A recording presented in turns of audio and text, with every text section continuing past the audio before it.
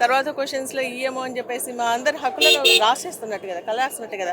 అందుకని అవకాశం ఇవ్వండి. ప్రతిపక్ష నాయకుడిని తిట్టడం జరిగింది, మరి దాని గురించి మనం మాట్లాడాలి కదా. మాట్లాడకుండా మైక్ ఎందుకు రండి అంటారు, ఇంకొక గదికేమో శ్మశానంలో సగం కాలిన శవాలని అక్కడ వెళ్ళి కూర్చోండి అంటారు. అంటే ఏంటి అర్థం అసలు? ముఖ్యమంత్రి గారి పద్ధతి కానీ అదేవిధంగా స్పీకర్ గారి పద్ధతి మాకు నచ్చక మేము వాకౌట్ చేయడం జరిగింది. Thank you. అనుకోవడం అనేది పద్ధతి కాదు. గౌరవిస్తామంటున్నారు ఒకవైపు.